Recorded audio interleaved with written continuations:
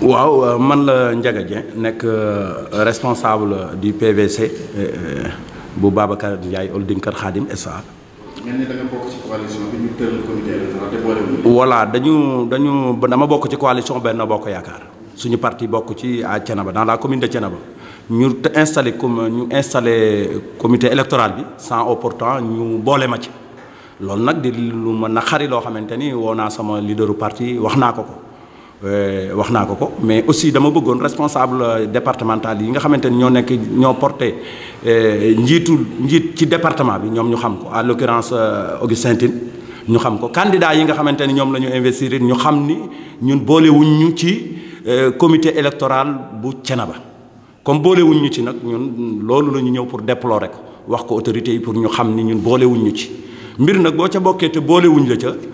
woowuñu la joxuñu la benn responsabilité nga def ca wala nga dindi ca day jafe li ñu bëgg a wax nag moo di ñoom nañu corriger loolu dindi ko bu ñu ko dindiwul nag ñun dinañ jàpp suñu jàmbur toog di leen seetaan ba xam naka la ñuy def ñoom bu ñu mënee dem campagne ñoom ci seen bopp ñoom ñu dem campagne waaye nag gënaluñu li ñu gënaloon moo di ñun ñu def ànd suñu campagne ñu def campagne sinon sax ñu ngi essayer ñun def benn comité parallèle boo xamante ni ñun dañ koy def parce que du maire bi nga xamante ni moo nu war a convoqué te convoqué wuñu moom la ñuy defal élection ñun Benno Bokk Yaakaar lañ koy defal suñu leader ya ànd ca kaw lañ koy defal mais président de la république lañ koy defal kon tak ñun waruñu taxaw ni boycotté wuñu defuñu vote sanction defuñu dara il faut voilà mais dinañu continuer soobu mais ber suñu langue bopp am nañu ay responsable yoo xamante ni ñu ngi ànd ak ñoom ci ñi ñu exclure waxtaan nañu ba ñoom am na ci ñoo xam ne sax engagé wu nañu pour ni ñun dinañ génne seen moyen bi ñu mën a am ak lu mu tuuti ñu nuróol ko def ko campagne pour ñu bañ ñoo tuumaal ci dara parce que tuuma dafa yomb loolu la ñu ñëwoon pour déclarer ko pour dénoncer ko pour autorités yi man ko xam bu ñu ko mënee corriger ñu intervenir ñu corriger ko très rapidement parce que la campagne a commencé ñoom nag ñu ngay réunion actuellement nii ñu ngay réunion ñun itam ñu ngi fii di def suñuy déclaration loolu mooy tax nga xam ni kon ànd gi amul Abdou Mbow ñu ngi ko koy yëgal di ko yëgal Augustin Tine di ko yëgal Siré Dia di ko yëgal tous les candidats et les candidates du département de Thiès ñu xam ni ñun kenn impliqué wuñu kenn boole wuñu ci mbir lii la ñu ñëwoon di ko wax. Je suis Birame Seck, je suis le coordonnateur de la COJER dans la commune de Thiénaba, en même temps membre de la coordination des jeunes au niveau départemental mais aussi au niveau national. Suite à l'installation d'un comité électoral qui a été monté par Talla Diagne, nous nous sommes rendus compte que les alliés ne sont pas associés dans ce soi-disant comité électoral. Et c'est la raison pour laquelle nous sommes venus ici pour lancer un appel aux autorités de Benno Bokk Yaakaar pour qu'ils réagissent à cette situation que nous pouvons appeler un complot ourdi contre la coalition Benno Bokk Yaakaar. Cette coalition dont nous sommes membres, la COJER n'est pas impliquée. Les cadres aussi ne sont pas impliqués. Aujourd'hui, je porte la parole de la COJER, mais aussi les jeunes des autres partis de la coalition Benno Bokk Yaakaar. Nous disons aussi Talla Diagne n'est pas la personne indiquée à remporter les législatives. Suite à que nous n'allons pas citer les raisons, mais nous savons très bien qu'il n'est pas la personne indiquée à remporter les législatives. Nous lançons un appel aux autorités pour qu'ils réagissent à cette forfaiture œuvrée par Talla Diagne. Raison pour laquelle nous sommes venus ici pour lancer cet appel. Mais selon vous, qu'est-ce qui justifie cette posture-là? Donc, Talla Diagne, comme nous le savons, à chaque fois qu'il parle, qu'il se réclame le coordonnateur, il avait déjà annoncé qu'il fera cette chose. Parce que tout récemment, il avait déclaré qu'il est le coordonnateur de Benno Bokk Yaakaar. Quand il formera son comité électoral, il ne l'est pas. Il ne convoquera pas les partis qui composent ce comité électoral. Donc c'est une chose qui est déjà programmée par lui. Donc comme c'est quelqu'un qui tient toujours des discours va-t-en-guerre, quelqu'un qui ne considère personne, nous le savions. Nous savions qu'il va organiser son comité électoral sans impliquer les autres. Nous, les jeunes de Benno Bokk Yaakaar, nous ne sommes pas impliqués dans cette chose, raison pour laquelle nous lançons un appel à nos autorités, particulièrement Thérèse Faye, notre coordonnateur de la COJER, mais aussi Zator Mbaye, le coordonnateur des jeunes de Benno Bokk Yaakaar, lui dire que ces jeunes ne sont pas impliqués dans ce comité électoral. Et les jeunes, le président Macky Sall compte beaucoup sur les jeunes. Raison pour laquelle, si nous ne sommes pas impliqués dans ce comité électoral, nous ne pouvons pas participer massivement. Je suis Djibika, membre de la CCR de Thiès, cellule des cadres républicains. Je suis responsable politique à Thiénaba. Je suis vraiment montage du comité électoral bi nga xamantene amna Thiénaba. Le maire Talla Diagne monté ko kérok jeudi. Liñ ci nakarlu moy pendant 2 ou 3 fois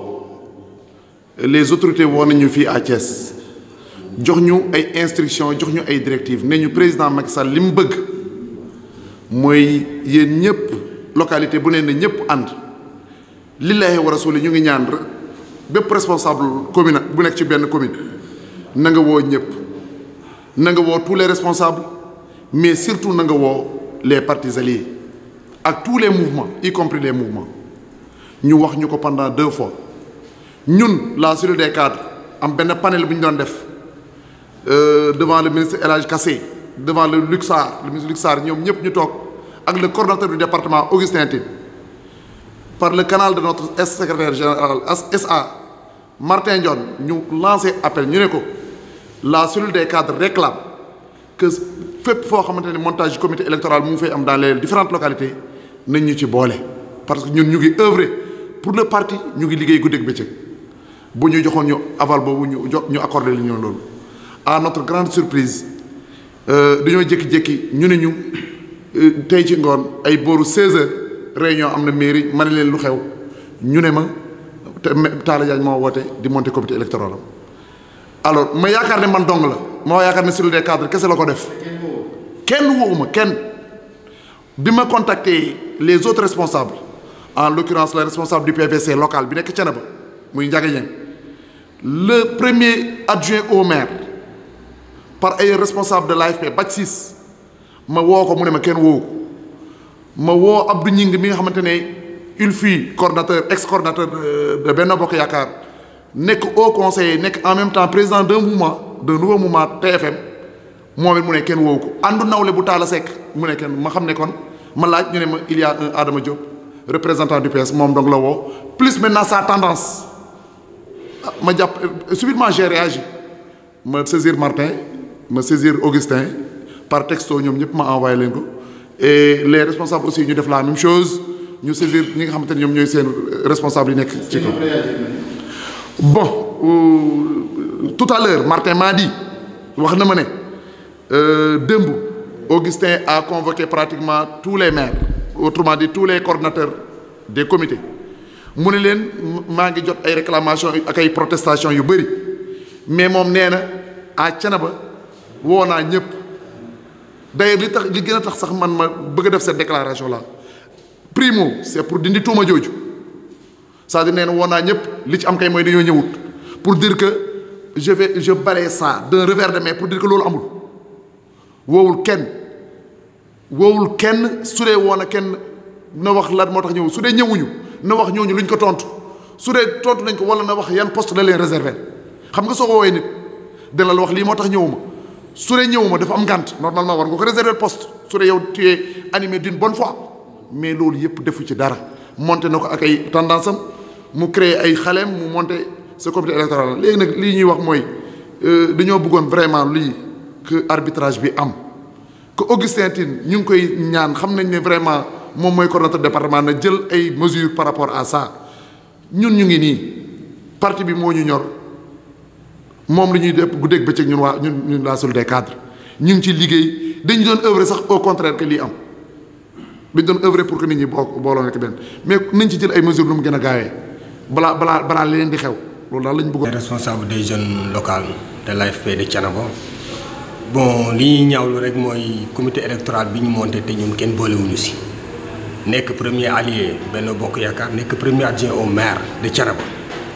ñu jàpp ni Benno Bokk Yaakaar bu ñu ko dee woo te woo ñu AFP rek je pense que ni Benno Bokk Yaakaar amul bi nga xamee woowuñu tamit saisi ñun en tant que des responsables locaux daje woon nañ xool situation bi nuñ koy régler ñun ñëpp ñu d'accord ni comme woowuñu Benno Bokk Yaakaar dajewu suñuy responsable yi si kaw it woo nañ leen parce que woo nañ le ministre Aliou Sarr explique ko situation à Thiénaba ni ko monté nañ comité électoral sans AFP ñu jàpp ni kon ñun li ñu war mooy dénoncer ci presse bi ñun en tant que des jeunes ñu dénoncer wax ni à Thiénaba boolewuñu ci dara te jàpp naa ni li tax boolewuñu ci mooy ñàkk am coordinateur bu mat à Thiénaba parce que lii su amoon kon ñun dinañu ci boole ak ñeneen ñi ñu ci boole comme boolewuñu ci nag saisir nañ ñi ñu war a saisir suñuy responsable ñu ngi toog dinañ ci déglu.